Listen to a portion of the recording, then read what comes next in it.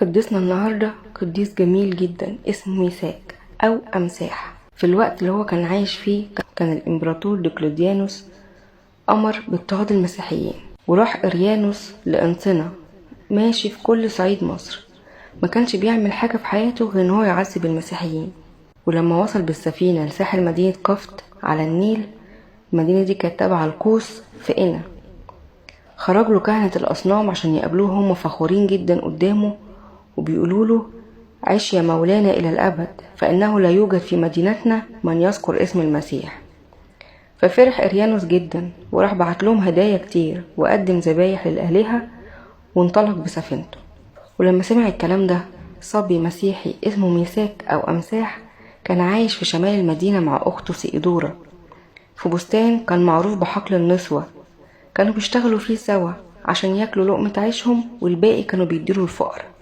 حزن جدا لما عرف اللي عملوه الكهنة الوثنيين دول من رياء وكذب عشان ياخدوا هدايا كتيرة، وحس انه بكده اتحرم من نوال اكليل الاستشهاد وما كانش عارف يعمل ايه.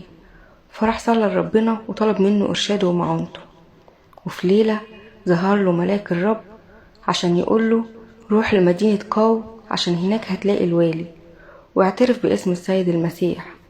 وقال له ايه اللي هيحصل له بالظبط هناك عشان يسنده ويعزيه.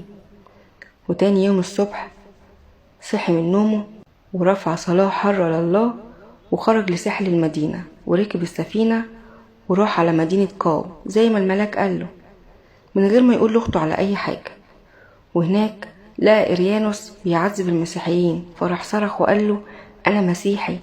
فراح امر الوالي بجلده بقسوة جدا لغاية ما جسمه كله اتملى بالجراح وقعد ينزف دم كتير جدا. فراح بعت له ربنا ملاكه وشافاه وهو في السجن اللي اترمى فيه.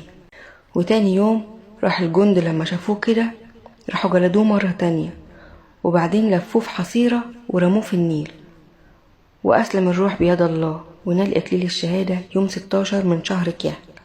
لكن الحاجة العجيبة بقى إن ربنا سمح إن يكون في تمساح في النيل ويمشي بالحصيرة اللي فيها جسد القديس لغاية ما يوصل مدينة قفط، وراح حطه على الساحل.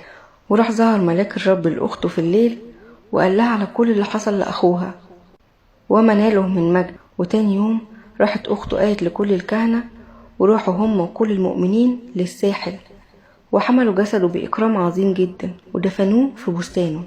وبعد ما عدت فترة الاضطهاد راحوا بنوا كنيسة باسمه، وفي الكنيسة دي حصلت معجزات وعجائب كتيرة جدا بصلوات القديس ميساك. واتقال انه في ايام انستاسيوس امبراطور الشرق بعتوا قائد لديار مصر عشان يجمع الخراج. ولما وصل لمدينة قفط المؤمنين عرفوا ان الراجل ده ظالم وعنيف وقاسي القلب، فراحوا اتجمعوا كلهم في الكنيسة يطلبوا رحمة ربنا بصلوات وشفاعة شهيد الله القديس ميساك. ولما عرف القائد بده راح على الكنيسة ولقى ابوابها مقفولة، فراح مد ايده عشان يولع النار في الباب، وفي اللحظة دي ايده اتيبست واتصاب بشلل. فراحوا رجالته شالوه لغاية السفينة وهم في الطريق مات. ولما سمع أنستاسيوس بده مجد الله وأمر الجنود إنهم يتعاملوا برفق مع الناس. بركة شفاعة القديس ميساك تكون مع جميعنا أمين، ولربنا المجد الدائم أبديا أمين. لو أول مرة تسمع سيرة القديس ميساك اعمل شير للناس، خليهم يعرفوا قصته وتابع صفحتي.